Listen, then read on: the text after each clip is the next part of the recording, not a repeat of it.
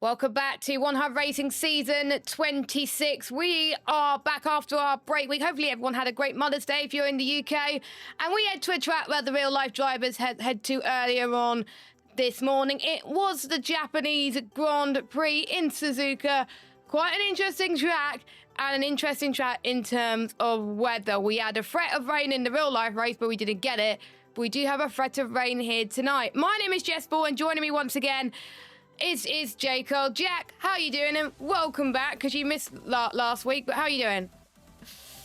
Yeah, I'm all good, thank you.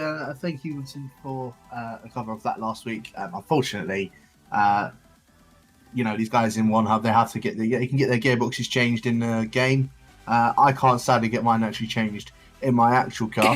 So yeah, that was a bit unfortunate and couldn't make it back in time. But I mean, I'm here now. I'm here for it this week. I'm looking forward to seeing how it's going to go in Suzuka.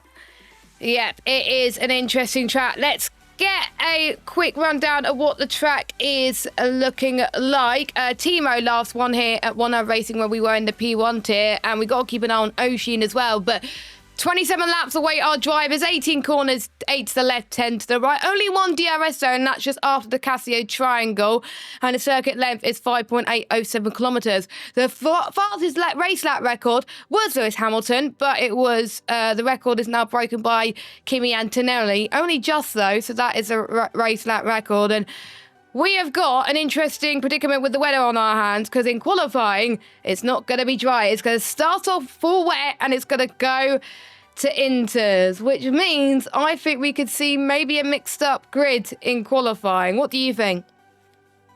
I reckon we could definitely see that. I think this could be quite an interesting mix of how it's going to go for this evening, especially when it gets to the crossover point as well. So I'm looking forward to seeing how these drivers are going to sort of work their way around that in terms of the end part of qualifying. I don't think we'll see that many people go out at the start of it, but maybe they will, just to get a feel of the wet track. Yeah, I think for some people, if I were them, go out anyway, because what happens if you bin it on your inters lap, you won't have a lap at all. And starting near the back of the grid in Suzuka is not the best idea. But if we have late safety cars, or if the strategy goes your way, or if you avoid the pile up in turn one, then maybe that can come to help you. We hardly saw any overtakes in the real life race.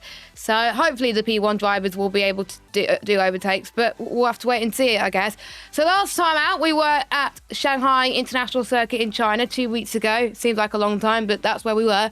Craigie finally got his one race win that he desperately needed, in my opinion. He took the race win from Senna, which means he increased the gap to around about 20 points over them as well. They've had a little bit of an interesting rivalry going on. They I think one of them reported each other for a formation lap issue. It turned out to be no further action, but these two are starting to have a little bit of beef with each other. It'll be interesting to see how that materialises when it comes to the main race action later on. But yeah, they got a bit of history between those two now. Yeah, things, as you said, are going to start kicking off, obviously, with being in a championship battle between them. Things are going to happen, so we'll see how it pans out. going forward for these last few races of the season. Yeah, I think it's going to be. We're definitely going to have some spice within this. Yeah, we are going to go add some spice. I'm actually going to try and see, as I think the lobby is just about to ready up, but I'm going to see the actual answers they were given and questions they were asked in the media room, because they were called to the rivalries, and as I said, it did heat up quite a little bit, and for some reason the rivalries, I can't find them, or I'm just being a bit blind. There we go. So they were asked, it seems some shenanigans went down on the formation lap last time out and they got reported. With you guys writing well on track, is this going to be a pattern going forward, or is it just a one-off situation? And Craigie said, I find it a shame that Senna feels the need to desperately dig for nothing. Penalties in the race. That was my first race when in One Hub Racing. I think it shows his desperation kicking in. So it'll be interesting to see what Senna thinks of that. And he said, it seems like everyone is blowing this up way too much. We're both in the right to report each other for things we believe is incorrect. The fight will always continue, both on track and off it. It's nothing personal. We both just want to win. And the formation lap gaps has always been an issue in One Hub Racing. One of them is just like, get over it. And one of them is just like, why is this blowing up too much? So that is interesting, but it shows with the likes of Senna that he can report in the matter any way he likes to gain his advantage on his championship rivals, it seems. Yeah, I mean, I understand, you can report stuff if you feel like it's been mistreated. If it's a bit of like a silly report, then I can understand Craigie's point in that, but I mean, you're entitled to report whatever you want to report, what you think is good, what you think is bad, if it crosses the line, that kind of thing. So with Senna doing that, he's got every right to do that. But if it was for something ridiculous like, I don't know, oh, he raced me, like we're side by side with racing, and then nothing happens, and reports him for that, then I can understand Craigie's answer being like, well, why, and being desperate about that. So. There's like a fine margin of it. Obviously, Senna felt the need to report it, so he did. Nothing came of it. I don't really think there's anything else to think about it. Yeah, so sorry, I was just chatting to my parents there. Do apologise, but we are about to get going for the main race action, and I may as well, if I can find the scene, show you the weather that we've got in store for our drivers, and look at that. It's even got standing water in the pit lane. I've been in these conditions earlier on and it was awful, but I think we could see some wet setup for these drivers. We'll go through the standings properly in just a few moments, because we had to talk briefly about our two championship contenders. Of course, Casper not doing as well in the feature race, whereas Marco did. The key to not doing as well, so it'll be interesting to see how these go. But our first lot of drivers out there on the track is Entity, and they're going to be on the set of the full wet. You can already see them drifting the car to get it planted in the right place. In terms of surprises, who do you think's going to do well? Of course, we've seen Callum on arm take a win in the wet, even though he was looking good in the dry around Jeddah. Marco's been looking good as well. He can go around the outside in the S's in Jeddah, so I think he could do it around here as well. I think he's tonight. Yeah. So who do you think is going to be your biggest surprise in terms of decent performances here tonight? Oh, that's a good question. You know what? I'm going to actually say Kieran. And the only reason why I'm going to say Kieran is it comes down to the consistency kind of thing for it. He doesn't like to think that he's somewhat consistent, but I think that's probably one of his better qualities in terms of this season for One Hub. He's always been up there fighting with the rest of the guys, and I get the feeling if he just, again, it's about keeping just a clean nose out of it.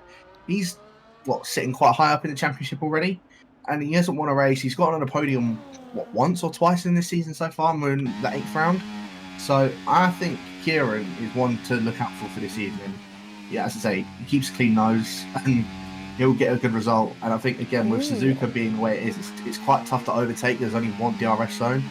So, again, just about keeping a clean nose. And I think we might end up seeing him top 5, maybe even potentially on podium again this evening. That is a good shout. I've got a a very bold prediction. Well, it's not bold because I am expecting him to do well in the dry, but in the wet, maybe not. So I may not predict it, but I'll talk about that in a moment. Let's go on board with Entity, one of the first drivers out there on the circuit. Through to the start of the S's now. You really got to lift through here. He's drifting the car every which way. If you get the S's right in any conditions, it's really going to help you. 6th and 5th gear in the dry, 4th and 5th gear in the wet, 5th on the exit as we head towards Dunlop, heading towards the 2 Degners now.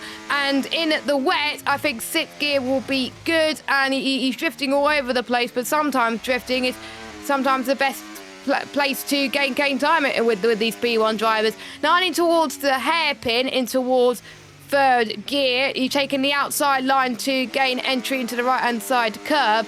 He doesn't look like the best planted at the moment as we now head towards Spoon curb. We've seen quite a few people go off in real life, but luckily no harm done in terms of retirements. And it almost looked like an invalidation for Entity, but he clipped the curb quite nicely. Going up the hill now towards 130R. You really need the straight line speed here to gain all the time and the momentum. And that's where I think we could see great overtakes in the wet if people decide to do lower wings. And Furious has retired from the session. Now he is, I don't think he's got an engine penalty, as all Entities lost a bit of ground in towards the Casio Triangle there as he comes up, and he's dived it into the pits, never mind. As Jonas Albrecht, he goes fastest with a 1:43.6, so that is his fastest that time at the moment. And Lukey tops that with a 1:42.0, but expect times to go up, J. Cole. Yeah, sadly do. And just on Furious as well, I just had a look as to what happened. He actually lost it at the exit Spoon curve. So he ended up going into the barrier on the left-hand side. And that's obviously Furious's qualifying done and dusted. Most likely will be starting towards the back of the grid. Apparently his wheel disconnected. So that's what's happened with that.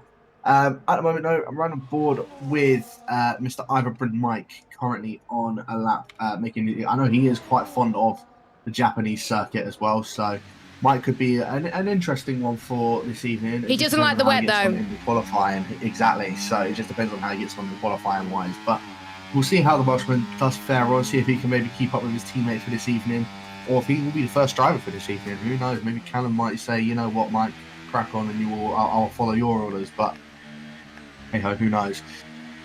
Yeah, he's my. I was going to go on to the biggest good surprise for me until we've got board with Entity.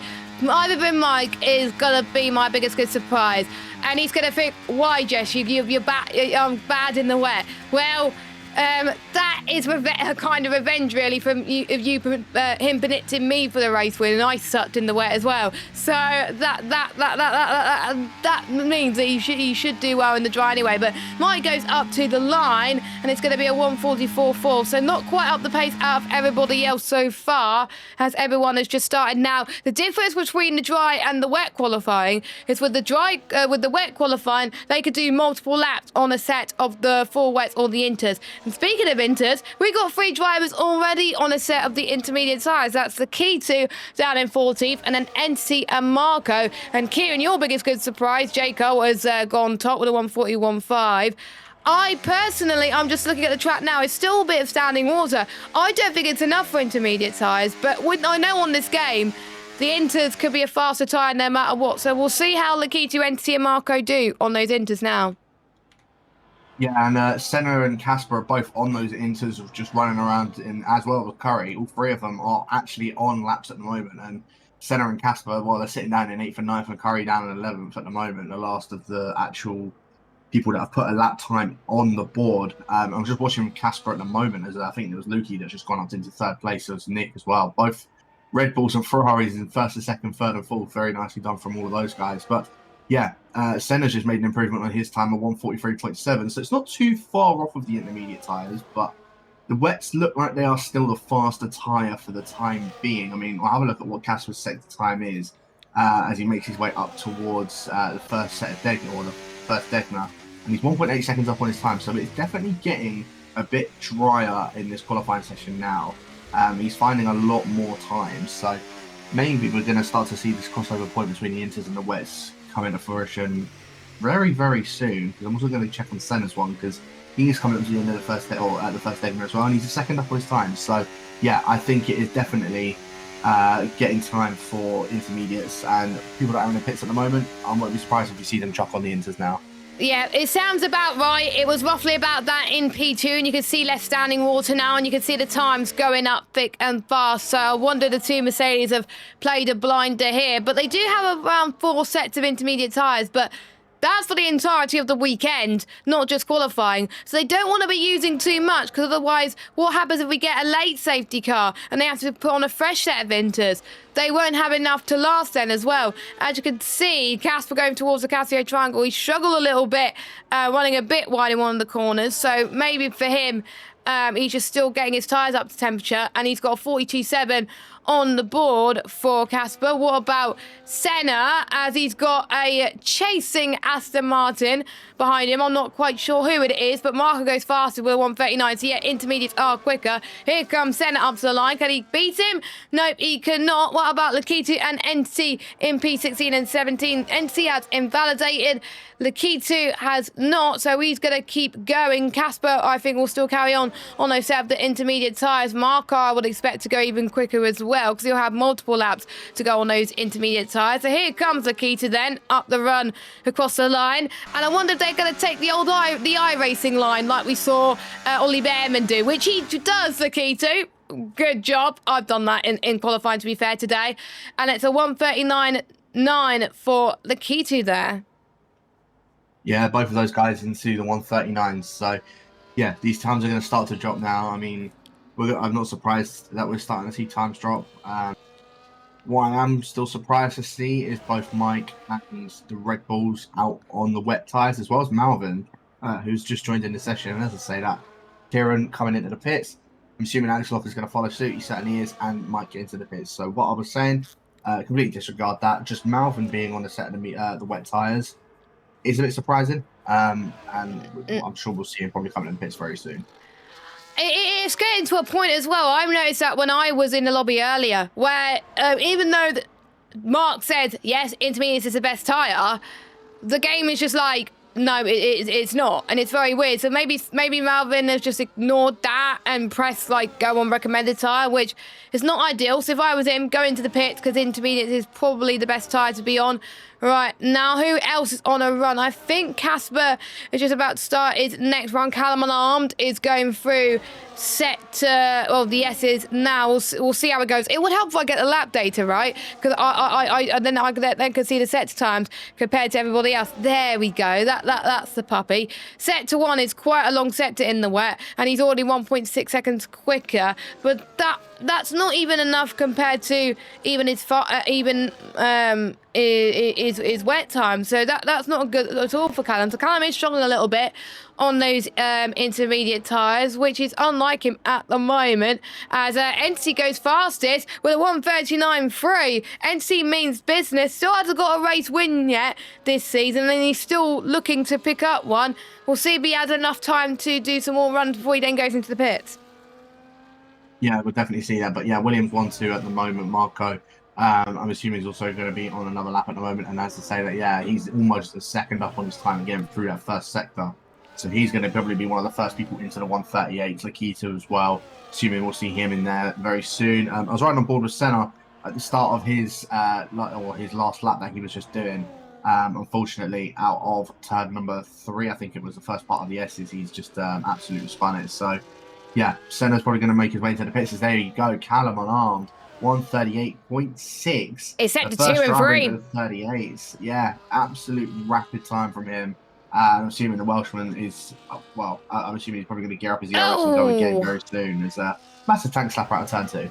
Yeah, that was a shift. I think he'll probably go to the pits for that, as Marco goes fastest with a 137.7. So I in practice earlier that I've seen the fastest time to be in the 135s.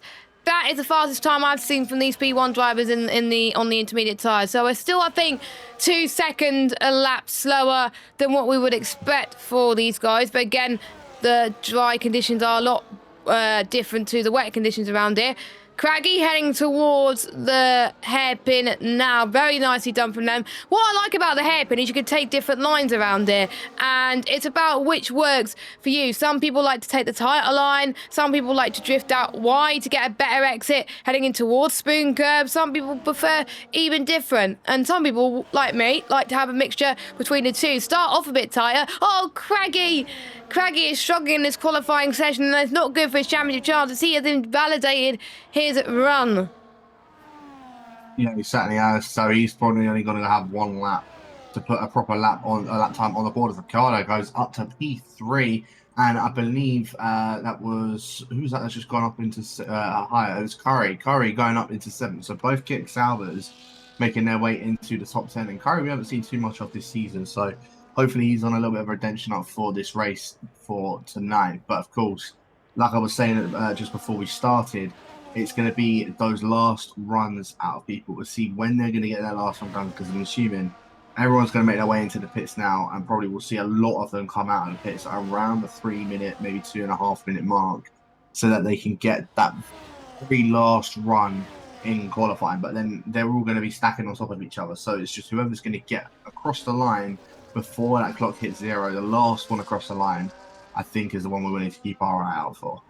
Yeah, I think the last one to cross the line will be the one to, I think, snatch the pole position time, I think. So I think with about 2 minutes and 30 seconds to go, we'll see the last few people to go out, as I think there's quite a few people that have backed off their runs. The one who is not is the 2 Red Bulls of Axelot and Kieran. We'll see what they can do. We've seen in P2 that people left their first in to run so late. They went into the pits thinking that they were going to have enough time to go out, and boom, they did not have enough time to go out, and that they started qualifying in a very low position. So maybe for some drivers, they need to look at the time. Even if they think they could go quicker, just go into the pits, because otherwise there's going to be people incredibly much faster as the track dries up and gets better, and it will just work wonders for the ones who waited, but it'll work.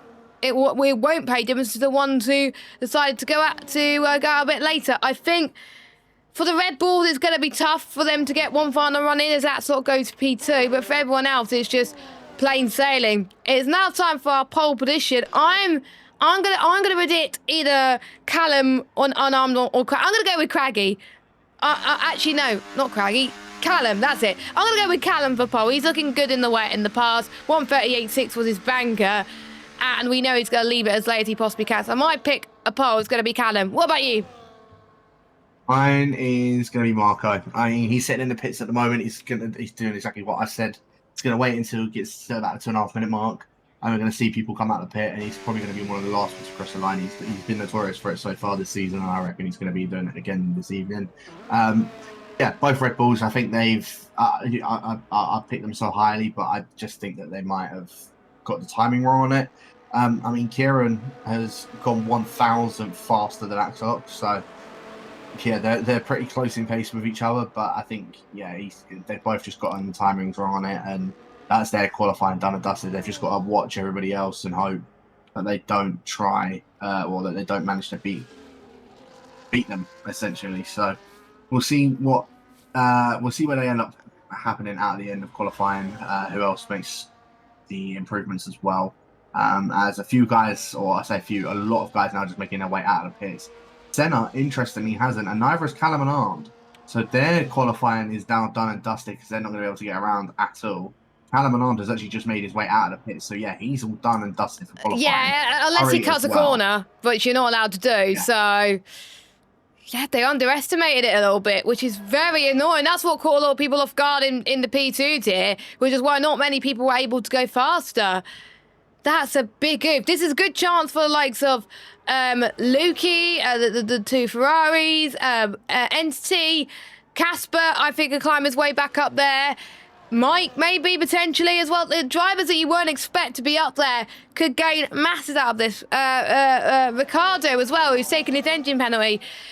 I think he's one of 2 drivers in the P1 tier to do so. And if he could get pole on in Japan, he's going to be starting, I think, no lower than 16th, which I think for an engine penalty, that's going to be, I think, impressive. So for him, if he could get nailed this lap, that could be very good for him as well. As you can see, I think one of the Ferraris has got a tow from Ricciardo, but I think it's on their outlap anyway. We're about to get into the nitty-gritty stuff of qualifying. A few drivers aren't able to make it. Some people are.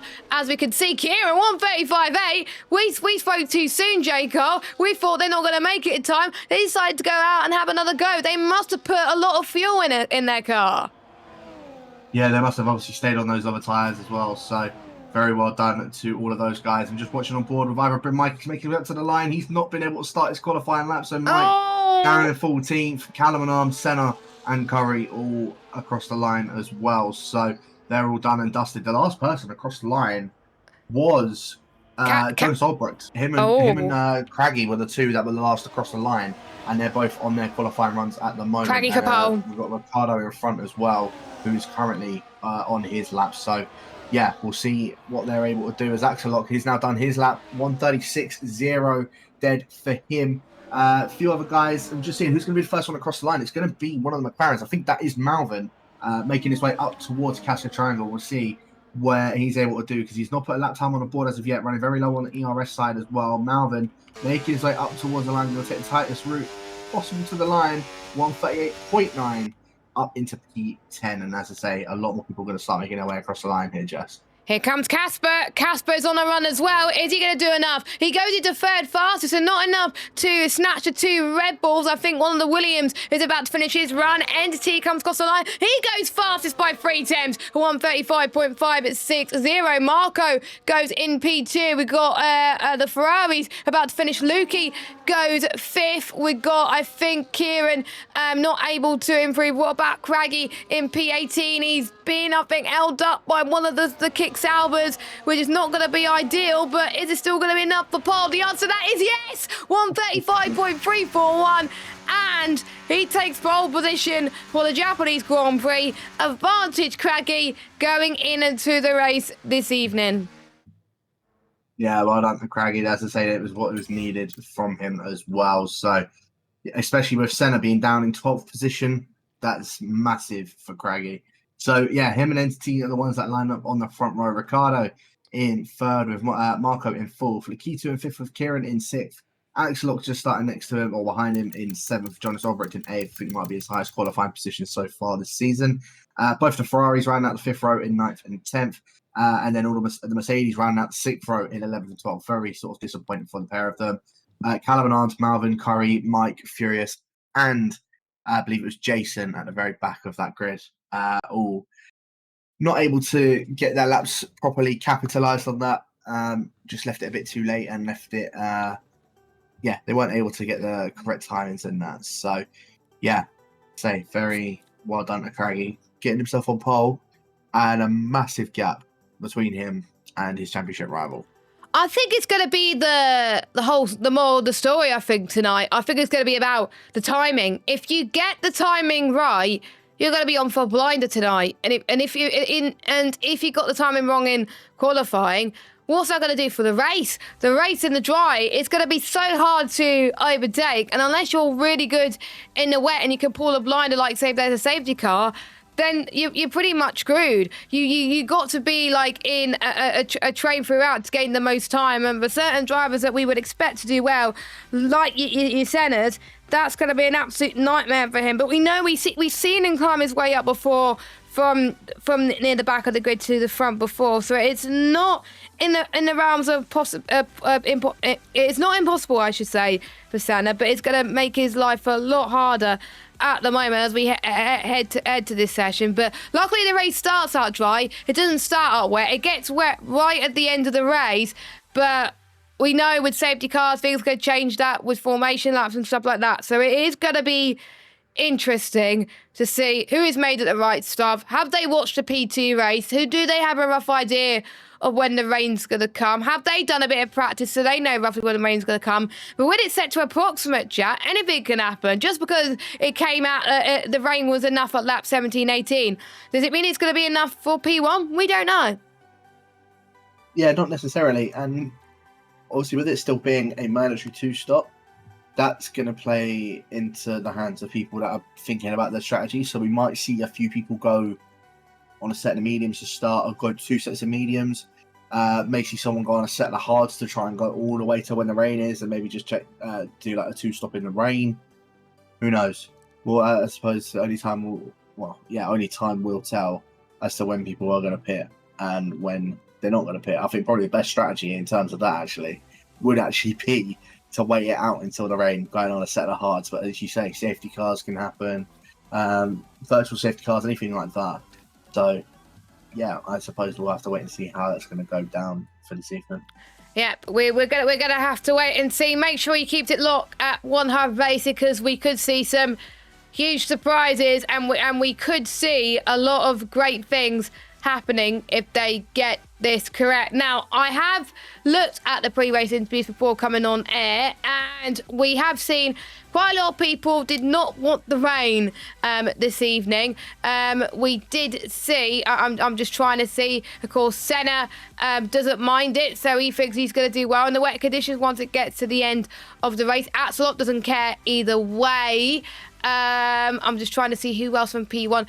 Casper saying, can we have a wet race for once? Well, we are going to get a bit of rain towards the end of the race, and he's always good in the wet, so watch out for him. He's one of my predictions for top 3, even top 5 here tonight. Mike's hoping it's going to be dry. Well, it's not going to be dry, my friend. At the end, Lukey's going to be dry, but interestingly, not everyone's comfortable with the wet conditions. So for most of them, as Nick was saying in his pre-race interview, it's about making the most of it. Yeah, it certainly is making the most of it. So, as I say, just whoever gets the strategy right, I think they'll be the ones that end up coming out on top. My opinion, Kieran's probably one of them that I know he's done it a few times this season. I won't be at all surprised if he does it again tonight. But yeah, I think, the 2 Williams are the ones that are going to be tough to compete against. Same with Craggy. Those 3 I think are... I would like to think that they will be the top 3 for this evening, but someone could come out a surprise. As I say, just depends on how they play the strategy. If there's any safety cars, there's a multitude of factors that can change the outcome of this. So it's just whoever gets it right, whoever gets lucky with it, I suppose. Yeah, I think there'll be certain drivers that will be taking it conservative at the start until they maybe get to the rain period, or there might be some people that prefer the dry conditions and want to go all at it at the start and then be conservative towards the end. I know Axelot was saying that he could be aggressive. Senna just saying it is just another race for him, which is very interesting. There's some drivers that treat every race the same and do all they can to gain as many positions as they can. So it will be interesting coming up as well. Drivers' press conference. We will go for drivers' press conference, but Marco didn't respond. But I could probably guess what he's going to answer for that. And he was asked, considering it's your first season in One Hub, you seem to be selling in very well. What were your pre-season goals, and do you think you're on your way into meeting those goals? Well, we don't know what his pre-season goals because he didn't respond to the drivers' press conference. But Marco definitely seems to be... I was expecting him to be higher up than where he is because he topped qualifying night. I was expecting to say he would challenge for the title, but there are certain situations where he's just not hitting the mark. I think he would have probably wanted a bit higher results than they've seen this season. No, I agree. And like I was saying, when it was back in qualifying night, there's one thing to be fast in qualifying, there's another thing to be fast in the race. Whenever I was racing within the P1 tier, qualifying was never my strong suit, and always better in the actual race itself. So again, it's one thing to just be better in qualifying, the other thing to be better in the race. So I think, it's quite surprising, as you say, because, we've seen that he top qualifying. He beat Tony's time, but at the same time, I don't know what it is. He just doesn't seem to be getting it in the races properly.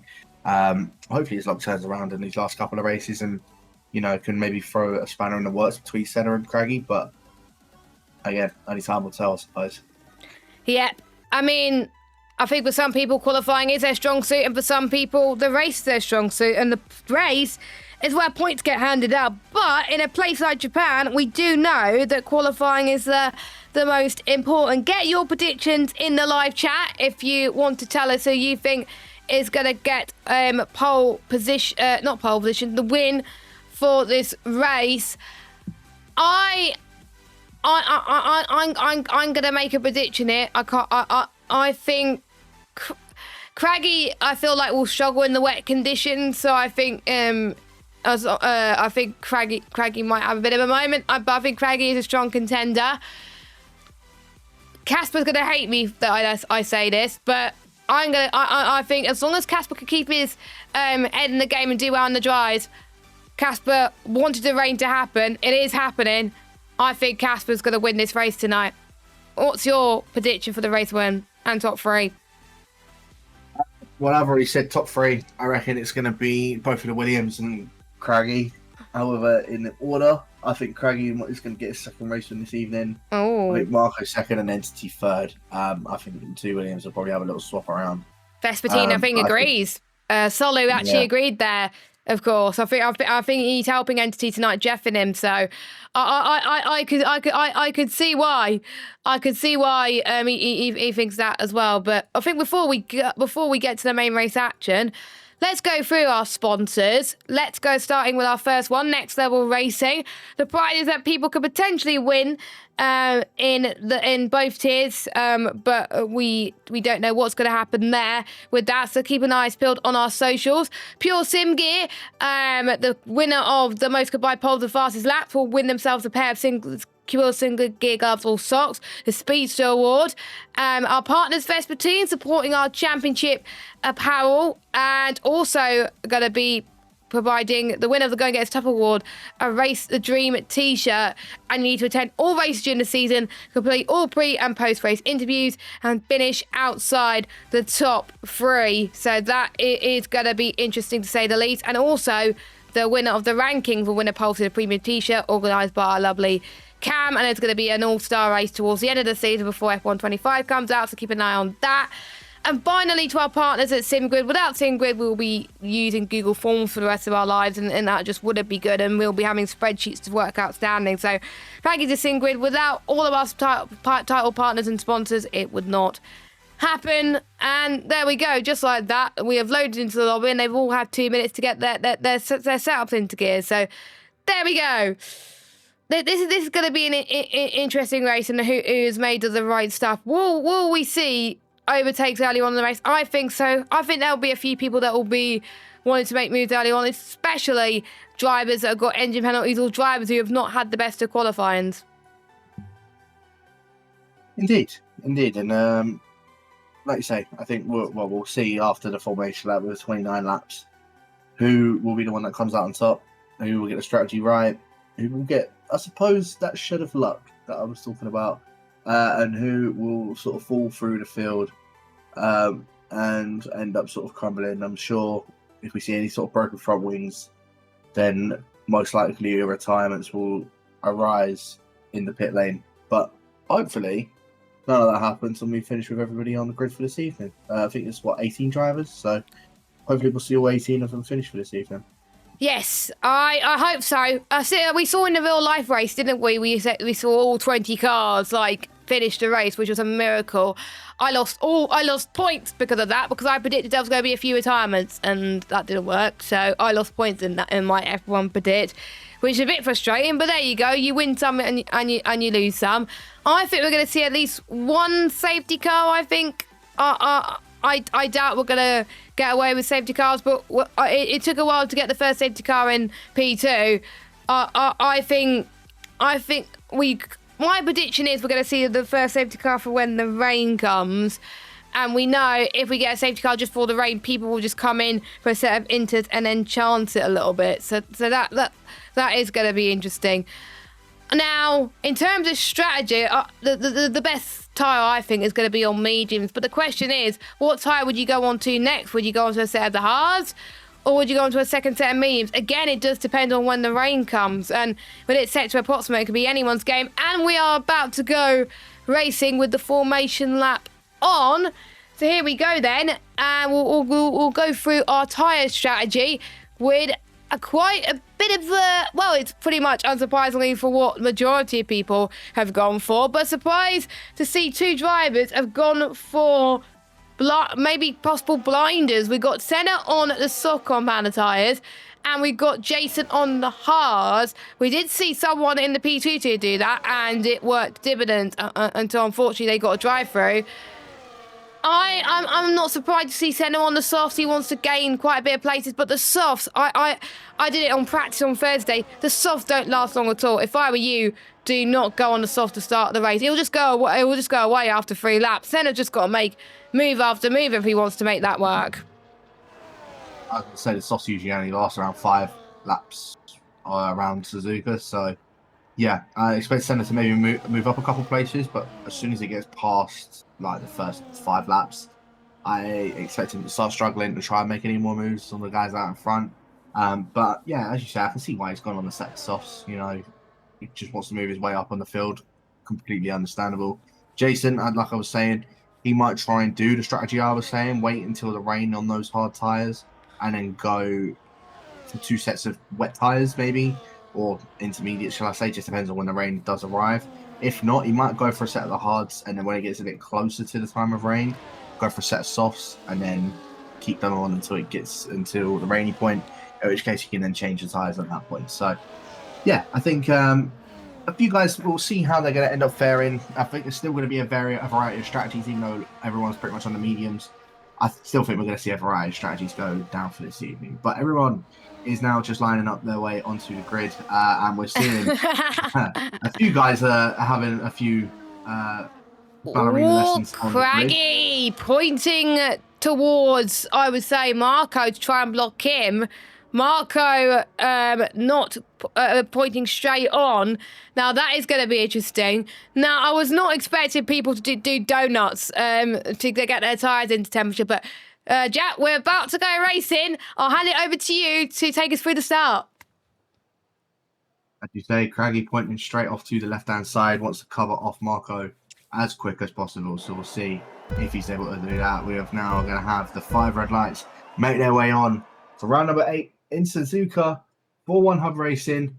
We are away, and Craggy getting a very good start. A little bit of wheel spin off at the start as well, though. Lakitu having the best start of the 3 of them, going around the outside of Marco, going down in towards turn number 1, and doesn't manage to get the move done. Marco does stay up ahead of Lakitu. Jonas Albrecht is moving his way up into P5. They're 3 wide almost going through turn number 3, though, and Axelok jumps back up ahead of Luki and Jonas Albrecht. Jonas Albrecht jumping down into 7th position. Casper moving his way up into 8th as well as Ricardo. All the way at the back of the grid now has had a spin out of turn number 2. I think that is very unfortunate for the kick Sauber. But yes, everybody making their way, other than Ricardo, really sort of cleanly through. Senna has unfortunately lost a position off of the start of the race. And Jason has made up a couple of positions at the start as well. Entity dropping down into 50th position as there's a spin. That is Curry and Jason and Furious all off of the road. Have somehow managed to hit each other as Nick and Senna both side by side. Furious is retired from the session, and we've got a virtual safety car. Did Furious do that? It didn't look like he had actually crashed. So I wonder if it's his wheel. I wonder if it was his wheel, Jack, because he said in the chat, in our Discord chat, that he was having problems with his wheel. So I wonder if it was that. If he could prove that it wasn't on purpose, if it was just a wheel issue, then it'll be absolutely gutting. But the virtual safety car just neutralises the field ever so slightly, but it gives us a chance just to cool down a bit and look at what went down on lap 1. Lukey and Casper gained the most out of it, so it's Callum. Biggest losers definitely got to be the likes of the 2 Saubers, and obviously Senna dropped down a position, Nick dropped down 2 places, so is Jonas. So those were the ones who lost all that place. As we're seeing Senna making the most of it, quite a few people are going in early for a set of the hards, I would say. The hards could last quite a bit long around here, so I don't blame them, to be honest. Oh, Senna's going for mediums. Now that is interesting. That is a strategy I wouldn't go for, but fair play if it makes it work. Jonas Albrecht goes on to a set of the hard compound of tyres, and Jason, I think he's got no choice. He has to go on to the mediums, and he has to serve his 10-second penalty, which is not ideal, but at least a VSC, so he's going to lose less time if it was under. And things could not get any worse between the 2 in the Saubers. One of them has got a drive-through penalty, as we could see Craggy pulling away there. Lakitu almost getting past Marco there into the walls of Degners. Yeah, he certainly has, and Nick has just been passed by Malvin. Malvin also eyeing up a move on Callum and Anders. There was a dive there from, I believe that was Casper on Lukey. Absolutely sent it, did the Finn, and Luki just switching it back on him, getting in that position back up into 6th position. Craggy, though, already almost dropping up 1 second up ahead of Marco, and Lakitu all over the back of Marco's tail as well. So, yeah, they're all sort of following suit at the moment, as to be expected. Axelok dropping out of the DRS from his teammate, though, so Kieran, I don't know if he's going to try and get a move on and try and catch up to Lakitu, or if he's going to try and drop back slightly so that he can get his teammate back in the DRS. But Casper is eyeing up again another move on Luki going in towards the Casio triangle, but not going to look for anything at the current moment. So he's just happy to stay behind him for now. But yeah, Curry unfortunately getting himself a drive-through penalty, so he's going to have to serve that relatively soon. Senna, I'll be honest with you, I think has made a big mistake of going on a set of mediums. Maybe he's expecting there to not be any rain whatsoever. Casper's had a moment, turn 1. He'd had a bit of a slide. He caught the curb, and that was not ideal at all for him. And he's dropped down into 8th. Now, my call for the win is just not working wonders, and I know Casper's going to be furious at me at DMs later. But yeah, Casper's dropped down into 8th place. Not ideal for him, which has allowed Callum to gain a place up into 7th spot. Curry has obviously picked up a penalty, but yeah, things have all changed in terms of the order so far. The Red Bulls, I have to say, are the ones that are surprising me. You did say your biggest good surprise was Kieran. He's up in 4th place, and he's closing in on the likes of Craggy, Marco, and Lakitu. And we do know Kieran is not too bad on the set of the intermediate side. So this could be proving wonders for him as long as he can keep up with that. Everybody else is out of DRS between these front 4. So I think it's really going to be between these front 4 to pretty much work together here, make sure no one can try and get past. I'm sure Kieran will want to try and bring his teammate home and host at the moment. Callum on arm is trying to get past Lukey. There's actually 2 DRS trains going on. You want to be in a DRS train because otherwise you're going to lose time. Ricardo and Senna, they're pretty much screwed at this point. As we could see, Lukey almost trying to get past in the Casio triangle, couldn't quite make it work. Callum on arm had a really bad exit going through the Casio triangle. We're seeing fastest laps galore from all of our, well, quite a lot of our drivers at the moment. They all head towards T1 where we could see the overtake. Lukey, if I was him, I would try and go for the move here. Callum trying to follow through to the inside, but couldn't quite make it work. But Lukey up into 5th. He's not got now got to try and close it in on the front 4, which is going to be a really hard task for him right now. But Lukey, what a move. I think it's going to be a switcheroo between these guys for DRS now. Yeah, he needed to get that move done, and he did get it done. So nicely done to Lukey, up to 5th. Now has got about a 2-second buffer to try and catch up to Kieran out in front of him. Going to be a bit of a tall order for him, especially with all the other guys behind him. And if he does a mistake like that of going wide out of the first Degner, so yeah, he could be a bit of trouble here. As Axelok, I think, almost eyeing up a move on Lukey going towards the hairpin, but not going to look for anything there. Yeah, Kieran, massive tank slapper, and has actually left the session. So Kieran now out of the session. Needs an invite as soon as possible. See if I can get him back into the session quick time. I think I might have him added, but yeah, I'm very unfortunate for him disconnecting there. Hopefully he's back in soon. I hope he doesn't lose too much time, because if he ends up going towards the back end of the train behind him, then that's going to cause him some problems later on. Good advantage for Lukey. Yeah, it certainly is. But Casper eyeing up a move on Callum and Arm going through 130 yard. Callum and Arm's having to use a lot of his ERS to do this, but not going to be able to do anything now. The Finn, is he going to try and go for a move on the Welshman? No, he's not. In fact, Callum and Arm slightly taps the back of Axelog, and it's almost a little concertina effect happening there just with Malvin as well as Casper. But here we go. DRS now wide open for all these guys. Axelog gets the move done on Lukey. Casper gets the move done on Callum and Arm. Malvin's going to follow on Callum and Arm as well. They're both side by side going through turn number 1 and turn number 2. Callum and Arm on the Welshman's going to have the inside for turn 3, but Malvin's already got the move done up into 8th position. Unfortunately for Callum, he loses out 2 positions on that main DRS straight. It's only the 1 DRS zone as well, so very unfortunate for Callum. He did use up a lot of his ERS, and well, it showed there as he has a massive tank slapper at the top of the Dunlop curve. Cool entity off guard. And Nick and I trying to see if he can go around the outside of him, going into the first Digner, and not going to be able to go for any sort of move. Very well held from Callum, but wow, he is losing out a lot of time, already struggling on these medium tyres.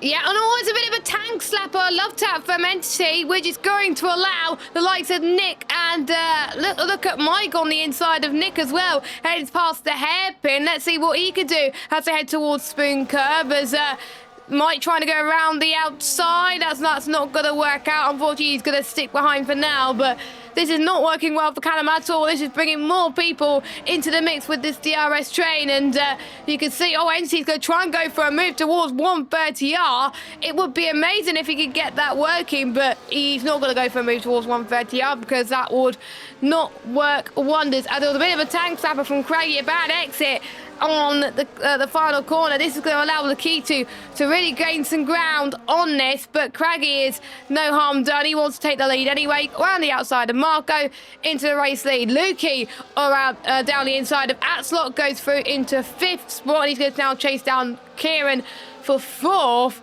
and Luki's having a really decent race so far, and so is Atslot as well. Imagine what it could have been. Obviously, Kieran didn't disconnect. Maybe they would have tried and closed in a little bit more on the DRS train, but again, the rain, that can change everything. It doesn't matter where you are now. If you get the strategy wrong when it comes to the rain, that could undo a lot of your work. So I think a lot of people want to try and gain those positions as much as they can before the rain comes. Craigie, two tenths between him and Marco. Luki another 3 tenths back. Now we've got Kieran that's 2.1 seconds back.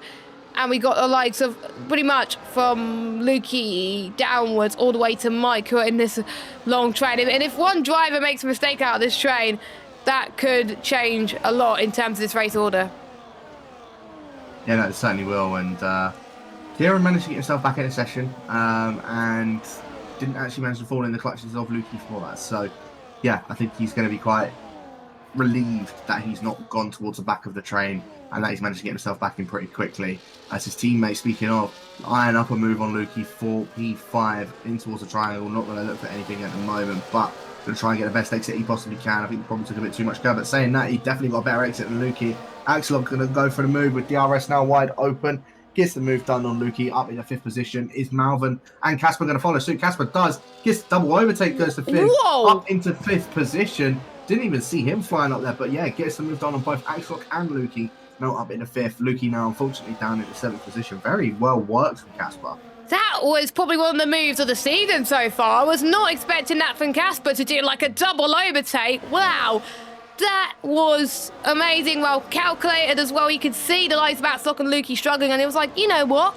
I'm going to make my way through, past 2 drivers, not just one. So, well done. And I'm sure he's going to be absolutely delighted with himself. But his main focus now, try and close in on Kieran. We've seen him and Kieran fight with each other before, and it's worked out well for Casper. So we'll see if Kieran can hold his own right now. Despite him disconnecting, his pace is not that bad. It's a shame that he's dropped a bit back to Luki, but I don't think he's lost any position. So he's really lucky to have not lost positions, but I think there's other drivers that are thinking that they could have gone in that DRS train as well. So I wonder, will we see some more brave moves being made at the moment? I think we could see some brave moves like Casper, maybe from Malvin as well. Malvin is known to make moves and it doesn't work. So Malvin has got to be calculated like Casper. We'll see if they make their way towards the final corner now. Starting lap 8 of 27. Marco takes the lead. As we're saying, everyone taking the tightest line possible. We've got Atslot trying to get past Casper to no avail. Casper's defending like crazy at the moment as Luki trying to go around the outside into the S's, and that's not going to work out for him either, so he stays behind Malvin. I think all of them are just staying cautious right now because it's going to get to a point where it's going to be the pit window opening. Will we see drivers come into the pits for a set of the mediums compounded tyres or the hard compounded tyres? We don't know which one they're going to go for. It depends on their personal preference. Certainly will, and there is one driver into the pits. Curry has made his way into the pits. I think that's it looks like he's serving a penalty of some sort, and going on a set of the hard compounded tyres. So he's going to be going on that until the rain does come eventually. But yeah, like you're saying, I reckon we'll probably see a few people try and go for another set of mediums very, very soon. It's just who's going to pull the plug first and who's going to try and go for that undercut. However, if you try and go for the undercut, it could still be a bit of a struggle because you're not going to be in that DRS train. Granted, there is no DRS throughout the rest of the lap other than on the start-finish straight, so might get slightly lucky with that, but I think I suppose it's just a time will tell who's going to be the one to pull the trigger first. Craggy's pulled the trigger first, just as we were saying it. So Craggy on lap 9 and 27 is coming into the pits. Casper following suit. Malvin, Mike going in. We're seeing Craggy on medium, so is Casper. What is Mike going to do? Ricardo going to try and do something as well. Malvin going on to a set of the hard compound tires. I think the majority of people that have came in have opted for the mediums, which seems pretty smart if they read what happened in P2s here earlier on as well, but the mediums are going to die ever so slightly as we head towards the middle half of the race, so do watch out. This is going to get very, very interesting. Meanwhile, Marco still leads, and Lakita, of course, had to stay out because otherwise you will lose so much time by double stacking, so I would expect Lakita to come into the pits at the end of this lap. Marco, I would expect to do the same. I wonder what the two Red Bulls are going to do. If you were in that situation, I would suggest maybe the one who is ahead has pit priority in terms of they get to choose on if they want to pit this lap or next lap, and they got the gap to do so. So the Axel will have the notification. So if he knows that he can see Kira make his way through to the pits, then he could do something different. You never know. So I think Lakita's going to come in right now. I think I will not be surprised, because otherwise you're gonna lose so much time. I pitted a lap later earlier on and I lost like 2 or 3 seconds. The undercut is just so powerful around here as Lakita and Marco understandably comes in. Kieran does the same. I saw quite a lot of people were caught off guard there. They were dummying each other. Axel understandably stays out because, again, you don't want to get caught with the double stack. NC stays out as well, again, understandably. I'm a bit surprised, J. Cole, that none of the Ferraris have gone out. I was just looking at that as well. I'm surprised one of the Ferraris didn't end up coming into the pits. They're now basically going to be tripping over each other. Jonas Albrecht has retired from the session out of the final corner. Is that going to be a safety car for a lot of them? He's literally has retired at the exit of the pit, or the entrance of the pit lane. No safety car. It was off the racing line. What? I think if you were the top 4, you would be praying for a safety car. And you saw that yellow flag and it was just like, please come to fruition. It never happened. So they're going to be absolutely furious right now. But sometimes you got to take the risk. And by the way, Craggy's already closing in by a second or 2 per lap. So these top 4 need to get a move on. Yeah, they certainly do. Marco, interestingly, going on a set of hard tyres to the rain. But it already looks like there are some grey skies looming around Suzuka. So I don't know if that was a smart option for Marco. Again, only time to tell. I suppose we can only wait. And it's overcast now. Yeah, so we'll wait and see how it goes on with that. But yeah, top 4 all still yet to make a pit stop. Everybody else within the grid has made a pit stop. So I'm assuming we'll be seeing at least 3 of these guys in at the end of this lap, just riding on board with Axelok. Yeah, he makes his way in. Lukey comes in, as well as NC Nick, of course, staying out, not double stacking with his teammates. Lukey! And Lukey, you silly sausage, speeding into the pit lane. You are a silly sausage, Lukey. I've told you not speeding the pit lane, and guess what you've done? You spent the pit lane. Oh, this is going to cost him when we get to the intermediates later on. So that's going to be very, very annoying. Craggy has pulled a blinder. The undercut, he's gained about a second or 2. And he, it's similar to what happened in my race as well.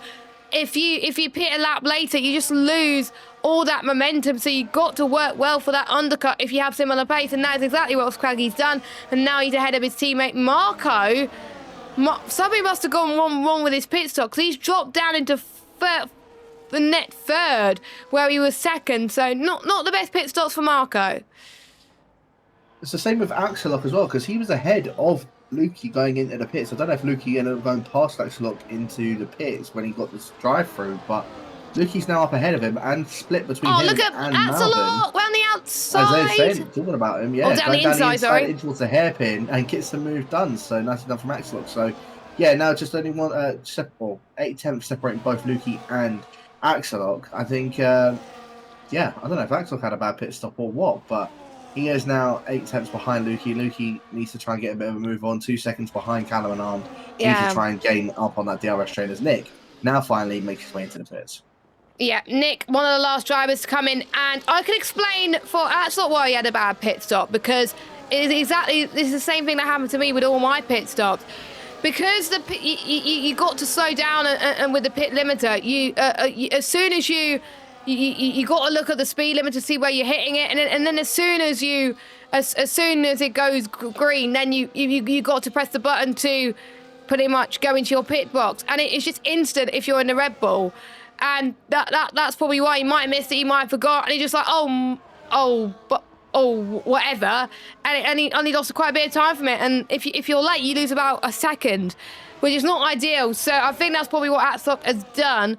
Not sure about other people that lost time in the pits. We'll have to wait and see as it goes on. Well, lap 12 of 27. If you haven't already, make sure you give this stream a like. Hit the follow button if you're on Twitch. If you're on YouTube, hit the subscribe button. Hit that notification bell. And also follow us on Twitter at OneHub Racing, at Instagram at OneHub Racing. Craggy leads from the Keto as I've been Mike trying to go around the outside of the hairpin, and he's up into 9th place. He's going to try and close in now on Axelot. Now that will be a turn in the history books at the moment, as we can see NT trying to go around Malvin, which he does up into 10th spot. Oh, as Malvin, it's a bit of a lap tap. You do not want to be doing that. This is going to cost you a lot of time. It's not going to help Nick either as we head towards 130R for the 12th time. Please don't make it free wide, boys. We've seen free wide in 130R just does not work at all.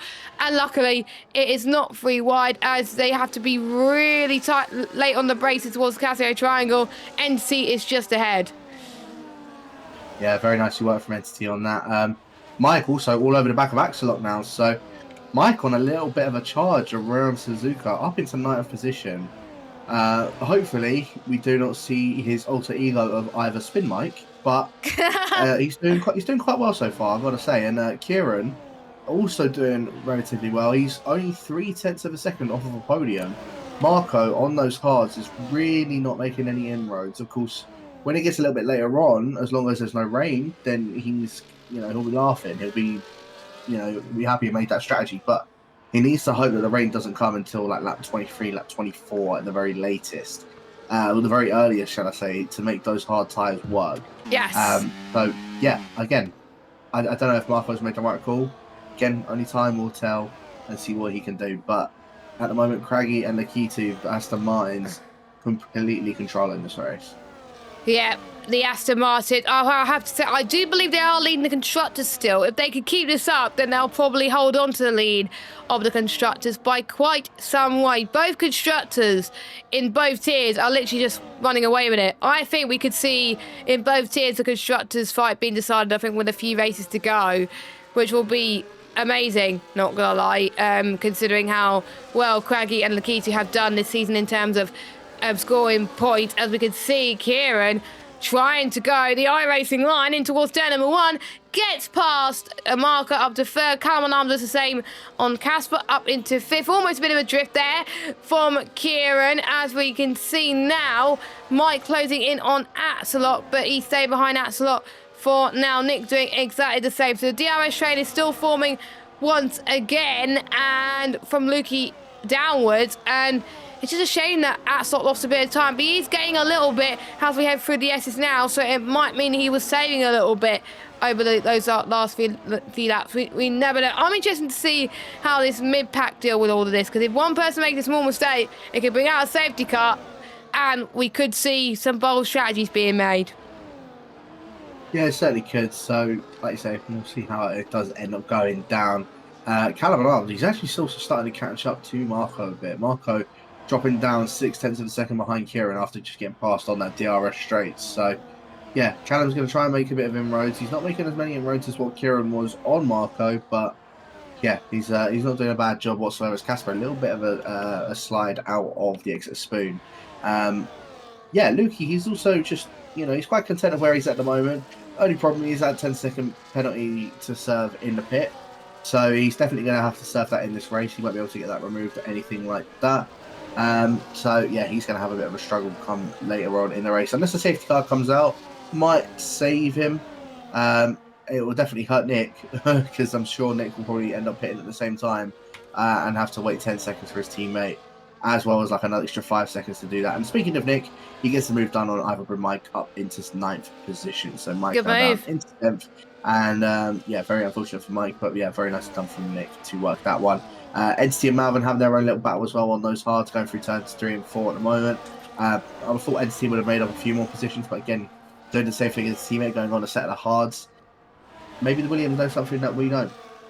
Yeah, I think the rain just doesn't seem to be coming. Again, we do not know what Mark has been telling all the drivers, and they'll be probably spamming weather report every 5 seconds just to find out what's going on. But everyone seems to be keeping it calm so far, and quite a lot of them are all so close. And I think it's just going to be one driver making the gamble. I think if I was Nick, I would take the gamble, because otherwise, if you pit the same lap as Lukey, you're going to lose that 10 seconds. So Nick's got to play the gamble.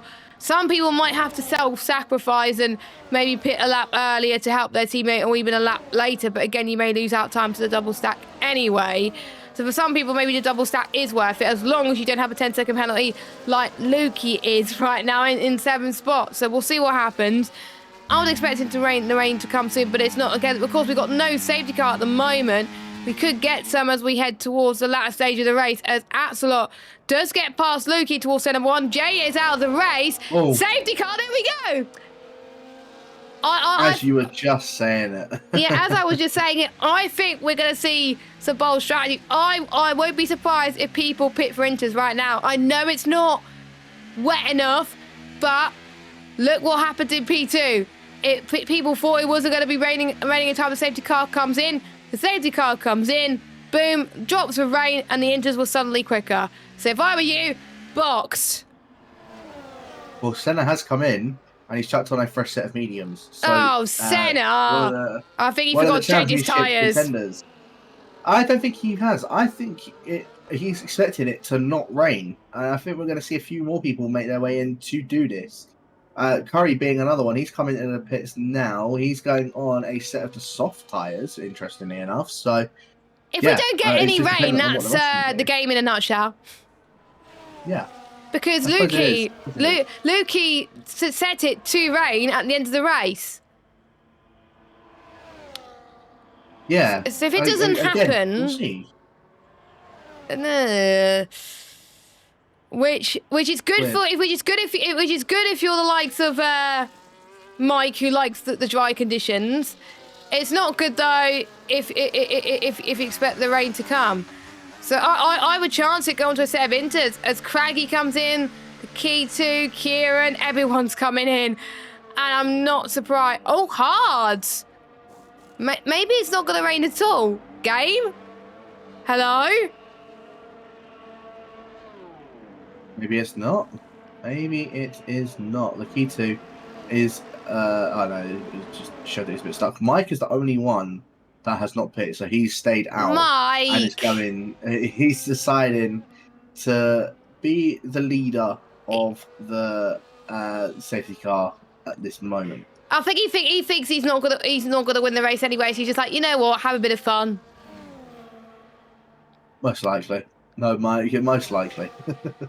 Yeah, no, Mike. So I think that if it's not going to rain, that strongly means that the ones who did 2 medium stints worked out well. Because that's what I think most people would have done if it was dry anyway. Which explains why most people opted for the mediums. If anyone who's engineering is in the Twitch chat, could you find out a bit of intel for me, please? Could you find out if it's actually going to rain at all or not? Because if it's not, it's going to spoil, I think, quite a bit, because I was expecting quite a bit to happen. And it's not going to be good news for the ones who want the rain, like Casper as well. So that's going to be a bit frustrating. Or maybe the rain's not going to come until right at the end. So the ones in the chat, if you're our engineering someone, please give us some intel as to when the rain's going to come, if not at all. So there we go. It is going to be interesting, but Mike is going to probably do his Paris impression and try and hold everyone up. Craggy, I think Craggy's definitely favourite to win this race now. I don't think Marco's memes are going to last that long. I think it's going to be between Craggy and Lakitu for the race win. I think the Aston Martins have got this in the bag if it stays like this. Certainly could. And I've just had a thought about why Mike has decided to stay out. And this could be massive for him. Malvin says rain in 5 minutes. I was about to say, he is hoping that there's going to be some rain that arrives. And I think that's the reason why he stayed out. He's going to try and gamble that there is rain coming. And as I say that, he comes into the pits, so completely ignore what I've said. Craggy's coming into the pits with I think he's realised. I think he's realised as well, which is, that's why I'm a bit. That's why I like one-hand racing. Ooh. Oh, Craggy enters, Mike enters. We've seen in P2 the ones who pitted for Inters during the safety car, they climbed their way through the field. Whoa! Oh, wow. And Lukey's gone on soft. Lukey! They've gone on soft, so I don't think that's the right decision. I don't know. I think the only people that know are the drivers, and even the drivers don't know. And I don't think it's brightening up.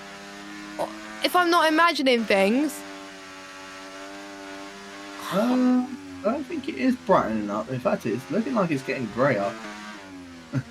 It's hard to tell. Luckily, we're in the commentary box. Luckily, we didn't have this in our race where we thought the rain was going to come, but it wasn't. Because I would have been clueless on what's going to happen. So fasten your seatbelts, everybody. Because the engineers don't know what to do. We don't know what to do. Safety car, if it's going to come in this lap, unless Curry, I think, unfortunately, the stuff that worked in P2 is not going to work out in P1 because the rain is showing no signs of happening. It's not even raining at all at the moment. So unless the rain comes in 130R, I think the ones on who pitted for Inters, it's not going to work out for them because Curry is already catching up to the back of the queue. Yeah, I'm assuming safety car will probably be in at the end of this lap. Curry is just catching up to him right about now. It'd be a it'd be a late one, I think, if that's the case. I'm just looking at the light. Oh, no, but it's staying out. Oh, yeah. What? Okay. Yeah, I thought it would be. Right, so the ones who pitted, Craggy has messed up, so has Ivan Mike. Everybody else, it's game on. As Lakitu has got to think about when to go now. And I think Kieran, this is going to help him massively as they all make their way towards T1. Which line are they going to take? I think Kieran's going to try and go the long way round. Doesn't quite do so. Casper trying to go around the outside of Callum and Arm. They've been fighting a lot in China, and they're going to fight a lot here as well. Casper up into 4th place, and the ones on the intermediate tyres, they're dropping like a stone right now. That strategy has not worked wonders if you're on the Inters, as Entity has lost ground massively. He's down to 11th. Yeah, very unfortunate for Entity, but yeah, a lot was going on behind all of them as well. Marco going on a set of mediums. I thought he was a bit silly for going on the hards, but I think he might have actually played the strategy blinder. I think he has. So we'll see. But Lakitu got away very nicely. Kieran has a massive tank slapper in the hairpin. Casper's trying to dive up the inside of Marco. Now going to be left vulnerable with Callum and Arm. There's a few position changes going on behind. There's Entity Entity and Lukey both side by side of each other. I think Lukey tried going up the inside of Entity into that hairpin. But yeah, Kieran, I think, broke just a bit too hard. Rear locking just happened, and Marco almost going at the back of him and almost losing out of position to Casper. Malvin all over the back of Callum and Arm as well. I don't think he's going to be able to go for any sort of move at this current moment. But yeah, very unfortunate for both Craggy and for Ivan and Mike. They've got to hope that this rain is coming as soon as possible. As Callum and Arm now trying to defend that position off Casper. 4th position, keeps that place, does the Welshman. And yeah, he's now going to have a bit of pressure from those guys behind of Casper and of Malvin. There goes Casper. Malvin's going to try and follow suit. He's going to try and make it 3 wide, going down into turn 1. This is Malvin backs off of that one, but Casper gets the move done on the Welshman. And Callum now down into 5th, Casper up into 4th. Needs to try and gain back up to those top 3 though. He's got to. He's lost DRS. He's lost DRS to the likes of Marco and Kieran. And Marco would probably have played a strategy blinder. He's absolutely nailing it at the moment on those sets of the medium tire. He's trying to get past Kieran. So we've got Lakita that's leading. He hasn't won. I don't think he's won a feature race. He's won a sprint race, but he's not won a feature race. This could be the chance where he could do so at the moment. I'm trying to go on board to see if we have any glimpses of rain, but we're not. I think both the intermediate runners are going to hate this. I don't think we're going to see any rain. And that's the beauty of approximate for you. Yeah, and I think we will, to be honest with you, as a bit of wheel banging going on. Axelot and Senna both side by side of each other going into the spoon. Senna goes and forces his way through that one, and Axelot now down into ninth. Nick was also a little bit involved with all of that going on. I think he tapped the back of Malvin, and now here goes Senna around the outside of Nick as they make their way in towards 130. Nick's going to back of that one. Senna back up into 7th position. He's made his way pretty nicely through the field now as well. And we're now into one big DRS train all the way down to Entity at the back of that as Lukey picks up a 3-second time penalty, as well as picking up the 10-second stop and go. He is Kieran's now down lead. in 10th. And yeah, Kieran gets the move done on the key to Marco. Raining! It's raining! Gets the move done. And It's there's raining. the rain. So we'll see. Is it going to be landing fast enough for both Craigie and Mike to make their way back up? There's But their tyres are going to be so burnt. They're going to be so worn. It's going to be so hot as well. So even if they're going to be ahead, I don't think they're going to gain that much. I think the ones like Kieran, they're just going to probably overtake them anyway. Maybe they'll stay out. Maybe they'll try and risk it with there being little laps left to go. They may risk staying out on the dry tyres. It just depends on how much or how wet it gets for them. As Nikitu has a bit of a tank slapper. He's already struggling on these tyres. Yep, Casper, bring on Casper. Casper loves these wets, loves these inters. So if we know that Casper is not struggling, we know that it's going to be the intermediate tyres time. You could tell. Oh no! Oh my goodness, Casper, that was a save. That was similar to what I did in my race where I was struggling to get the car. And look at this, Craig, he's already gained on Ricardo in 13th, so this could work out well for him. Mike, maybe not so much, but you never know. It's Casper to the inside of... Actually, no, he was ahead anyway of Callum Alarms. Never mind. So what are the drivers going to do? The Kitty's in. The Kitty's in. He has the benefit of his teammate already on the inter, so he could see if it's the right time. And here comes Marco up the inside of Kieran up into 2nd place. Yeah, Kieran is probably absolutely screaming that he hopes that DRS stays on for at least one more lap. But the way that it's going at the moment, I think we're going to start to see some intermediates be a bit better than the rest of them. Ricardo, Entity, Lakitu, all into the pits to chuck on a set of the intermediate tyres. Curry's gone off on the track as well. Can we see a safety car? So he hasn't actually binned it or anything. He's just gone off of the circuit. He is still carrying on, but that's now allowed Craggy to get through. And these guys are all struggling on their dry tyres. Craggy, I'm trying to keep an eye on the times between them as Casper is into the wall out of the exit of Degner 2. So Casper's now down into 9th position. It's inters, Jacob. It's inters. It definitely looks like it's inters because I think looking at the hairpin, there's lots of drops of rain falling. It is definitely the intermediate tyres. And the ones who are not on inters, they are struggling. But the ones who's just pitted, they pulled a blinder.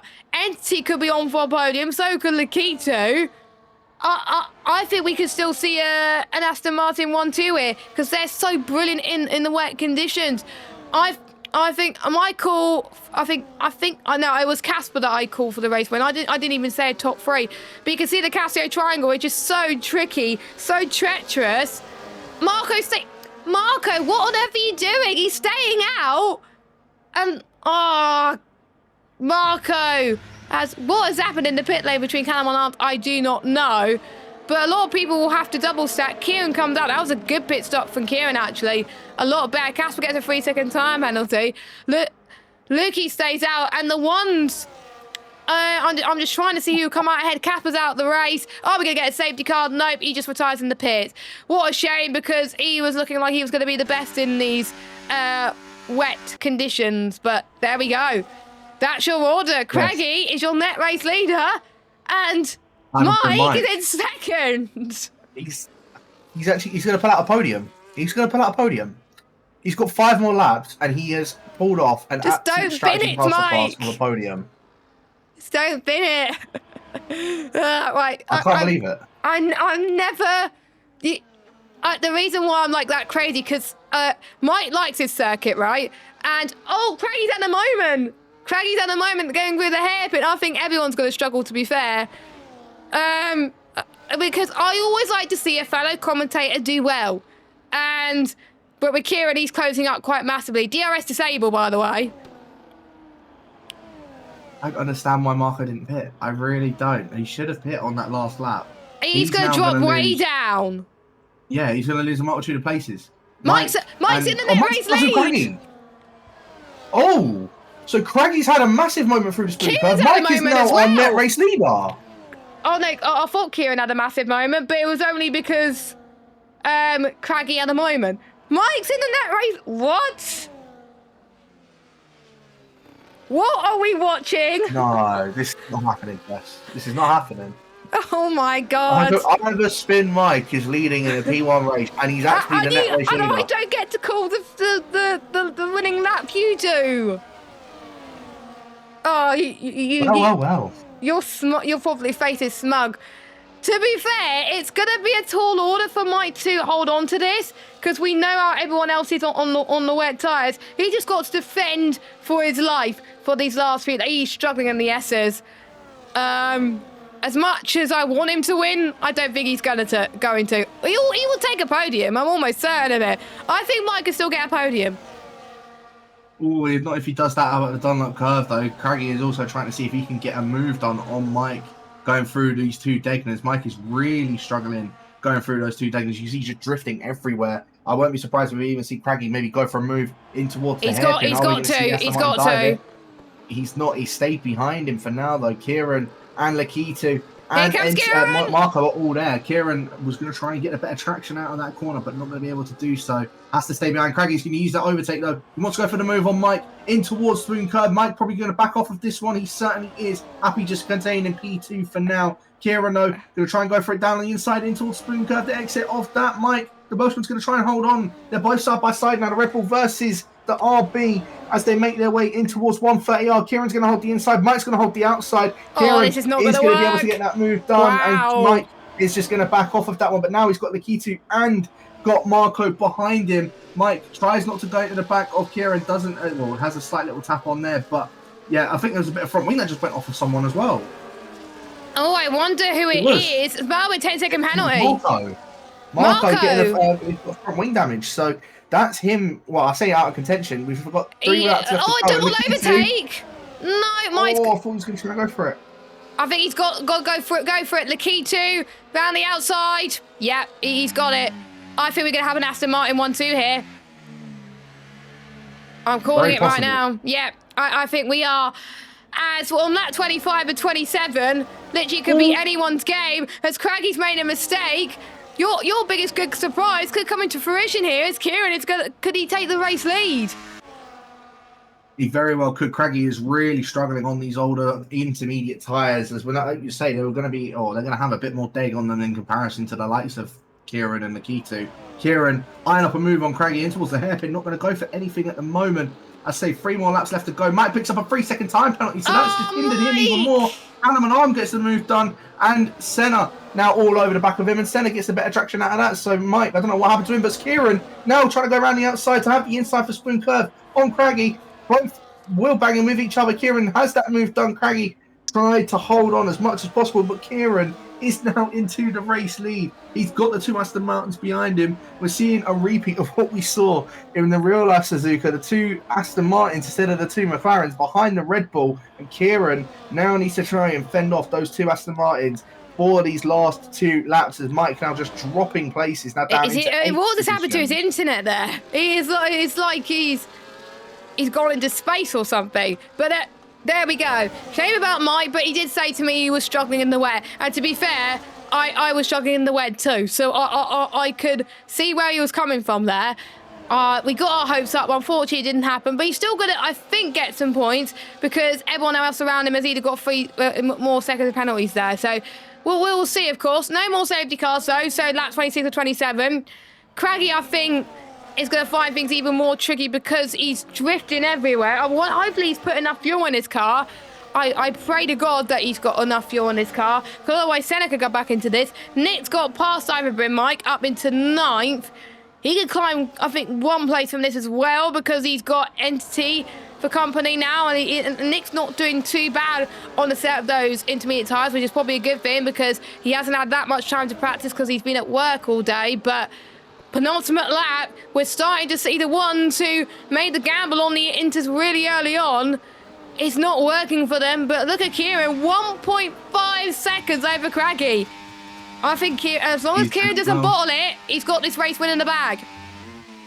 I think he does as well. So Marco, again, that wing damage, it's hindering him a bit, because I think he wants to go for this move on Lakitu, but that wing damage is just not allowing him to do so. He's now got Callum and Arnd all over the back of him. They're both using their overtake. Callum Arnd's actually going to try and go for the inside in towards 130R. Surely not in the intermediate conditions. He certainly does. And Marco goes out wide out of 130R. Callum and Arnd is now going to be able to go around the inside. There's a bit of contact between them. Marco just moves over to the left-hand side. Not smart from the fin. And it's now him dropping down the order. And we're now on to the final lap of the race. Senna has now moved himself up into 4th position. So all of that battling going on. Senna started down in 12th. He's now up into 4th position. So very well done from him. Massive damage limitation. Yeah, massive damage limitation from him in that. He likes it. I think he must have been saving his pace for the intermediate conditions. He's liking the intermediate conditions. I think he doesn't mind it at all, and he's doing a decent job just to close in. And all of this fighting is allowing Kieran to. We're going to see another race win of the season, which I think is quite incredible. We thought Craggy was going to win, but I think him, if he pitted at the same time as everybody else, he would have, I think, won this race comfortably. But he made that gamble, did not work, and unfortunately he's paying the price right now as we head towards, well, Kieran heads towards the hairpin now. Just look at the gap that Kieran's falling, 3.5 seconds, as we've got a yellow flag. That is Curry that's binned it in Dunlop, which is unfortunate. He's not going to get any points, unfortunately, which is a huge shame. But here we go then. Take us through, Jack, the final moment of this race. Kieran is on his way to his first win of the season. He certainly is, but Lakitu all over the back of his teammate. Craggy really struggling coming out of Spoon Curve. 4.2 seconds now separates the first and second. Senna still seeing if he can maybe go for a move on one of those two Aston Martins out in front. He wants to try and get this move done. Don't think he's going to be able to do so. He tries to look down the inside. Nothing going to happen with that one. Kieran, though, he has perfected that strategy. He's made it work. He comes across the line to take his first race win of the season in P1. Craggy comes home to finish in second. Lakitu in third. Senna, as I say, starting all the way down in, I think it was about 11th or 12th position, ends up 4th in the end. Axlock in 5th. Callum and Arndt in 6th, with Nick in 7th, Entity in 8th, Lukey in 9th, Iron and Mike. What was a blinder of a strategy, just unfortunate the tyres must have given up on him to finish in 10th. Ricardo in 11th, with Marco in 12th, Malvin just DNF just before the line. So he is not going to have, or not going to be classified, and will end up finishing in 14th. But yeah, it was such a good strategy from both Craggy and Mike, and very unfortunate that the tyres just did not hold on. In-game driver of the day since it's Ivan Mike, but I have definitely got my pick for a driver of the day in this one, and I suppose you probably won't be surprised at who it is. Yes. But yeah, Kieran? what a result that was for Kieran. What a result that was. Yeah, I think I agree on that one. I'll let you think of a question in a minute, which gives me enough time to pick my driver of the day as well. But I think you won't be surprised with who I would go for as well after his blind on the intermediate conditions. So here we go then. Your results then. Provisional results, of course, because we still got the stewards. We've got Kieran from Craggy, Lakitu, Senna, Axlock, Callum and Arm, Nick, Entity, Lukey, Ivan Mike, your top 10. Fastest lap does belong to Lakitu inside the top 10. And we've got Ricardo, Marco, Curry and Malvin, who fastest lap outside the top 10 does belong to Marco. But unfortunately, what could have been for him after he did so well in the dry conditions. And we've had forward timers Casper, Jason, Jonas, and Furious. Furious, unfortunately, has had a real problem. Jack, Kieran is your driver of the day. What would you all like to ask our race winner?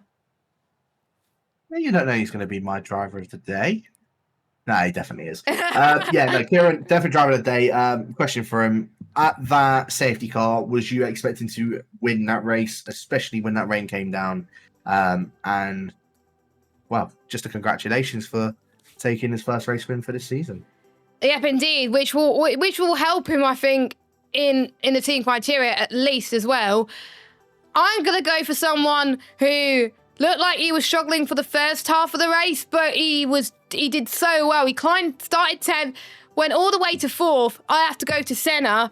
It was all a damage limitation race for Senna, and my question is, were you expecting for you to finish close to the podium after an awful qualifying session from yourself on the intermediate tyres? So that is my question. Probably a lot of you won't be surprised that I've gone for Senna because he's climbed up quite a bit and he didn't seem to make that many mistakes as well. So there we go. That was a race and a half. We thought that the rain wasn't going to come because people pitted for hards, and then the rain did come. I don't think any of the drivers knew what they were going to do, and that just made the race even more exciting for us in the commentary box. Yeah, it certainly did, and I always do love it when a bit of rain does arrive. I think it definitely makes it a lot more interesting because then we see who is the ones that are better in the wet in comparison to the ones that are better in the dry. So, yeah, I'm a fan of when it does rain. Bring us more heavens, please, rain. More, it's all up to the wheel, Jacob. It's all up to the wheel. All right, can the heavens of the wheel please give us more rain? You just send vibes to me because I have to do it every week. But yeah, my reaction when I saw rain, I was just gutted. But there we go. So that was that one. It'll be interesting to see what comes out of the last few rounds. We've got 4 more rounds to go.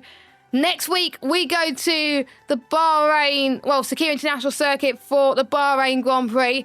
It's going to start slightly later. It's going to start an hour later because, of course, the real-life Grand Prix starts at 4 o'clock. If we start at the usual time at 5 and 7 o'clock, the P2 tier would definitely not want to be racing whilst the real-life people are racing. So P2 is going to be starting at 6 o'clock. P1 is going to be starting at 8 o'clock. So that means it gives, I think, more people a chance to just watch the race instead of practicing all the time. But Bahrain International Circuit, with the adaptive weather system, you never know, it could rain in Bahrain, so they got to expect the unexpected. Certainly could. Bahrain is there for the reason. We'll see if it does end up raining around. I hope not. I would love to see that. I'm not going to lie. I would love to see it. Yeah, I think quite a lot of people won't want to see it. As a commentator, I would love to see it. But as a driver, no. So let's hope people have got wet setups in mind just in case. But you never know. It's all up to the wheel of fate at the end of the day. Then after Bahrain, of course, we've got the Easter break. And then we'll be back on the 27th of April. So let's a final look of our sponsors. Thank you to, of course, SimGrid, Pure Sim Gear, Next Level Racing, Vespertine, and Mental Health Foundation. Without you guys, the league would not happen. We're going to head off now. We will see you not same time. We'll see you at 8 o'clock, not 7 o'clock, for the Bahrain Grand Prix in the P1 tier after, obviously, the real-life drivers have done theirs. Who's going to do well? Is Craggy going to try? And he's got to extend his lead. Can he extend it even more? Or could Senna bounce back? We're going to have to find out. For myself and Jack, we will see you next week at 8 o'clock. Don't turn up at 7 o'clock because we're not going to be there. Have a good evening. Bye-bye.